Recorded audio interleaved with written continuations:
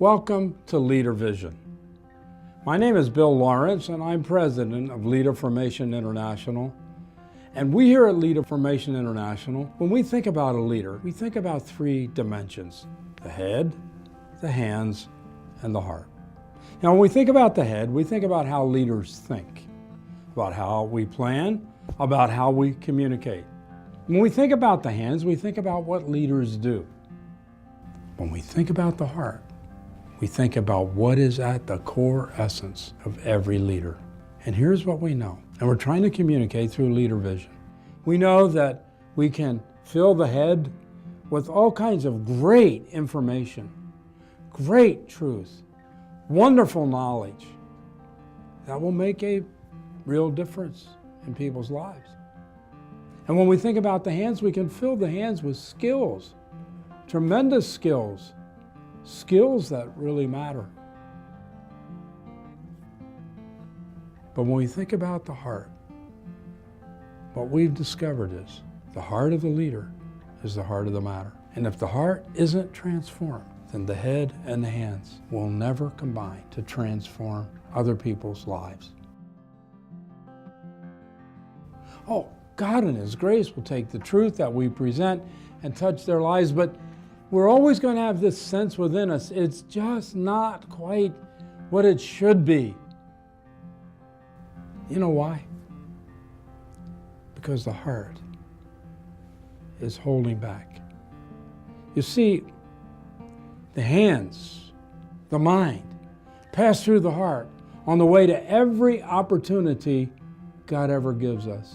So whatever's in the heart will come out through the mind, will come out through the hands. We will be marked by heart talk. Our minds will be thinking what's in the heart. We will be marked by, can I say, heart hands, hands that are reflecting what's in our hearts. So if there's fear, personal ambition, pride, covetousness, lust, anger, resentment, disappointment, competition, whatever's in the heart will come out to the head and the hands. And this is why we need to come to the place where we think in terms of the 7 realities of the altered heart.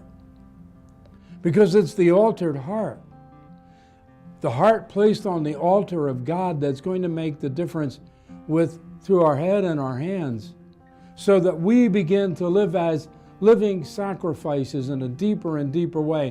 And we begin to realize that as long as we live, we will always have to be growing in this dimension of our lives. Because one of the things we begin to understand is this: the altered heart is not an event, it's a process. For this reason, we talk in terms of the 7 realities of the altered heart.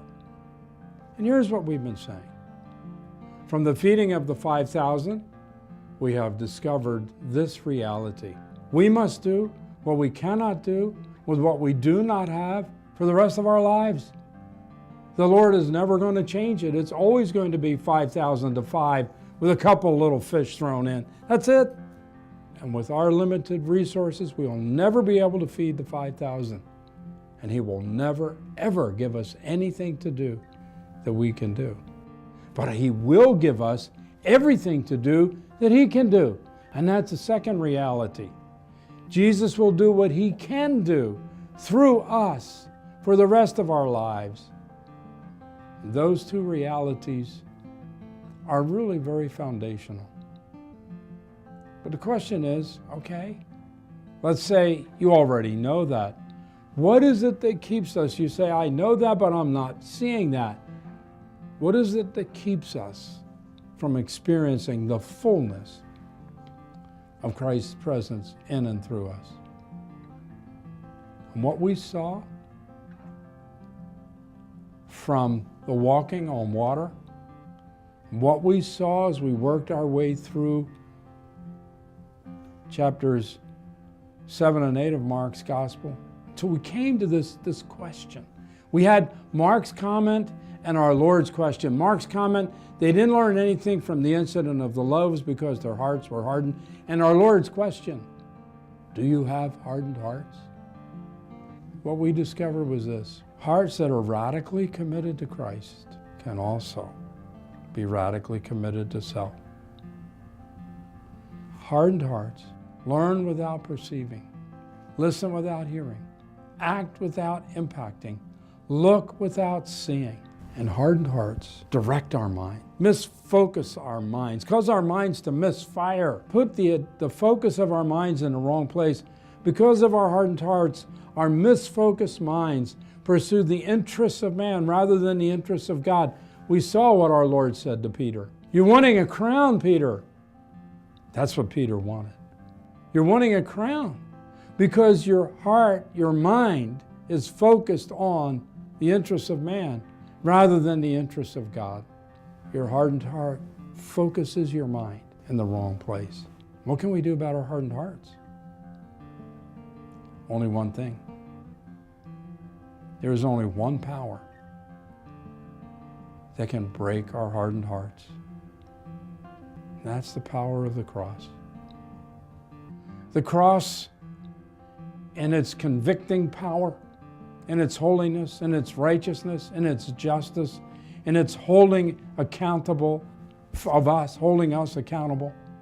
And yet at the same time, the cross, in its mercy, and its gentleness, and its love, bringing all of it together through grace. The grace of God brings the power of the cross to bear in our heart and transform our minds and give us resources we never knew possible. And that grace is the grace that redeems our inadequacy and transforms it, filling us with God's adequacy. Those are the 6 realities, the first 6. There remains one.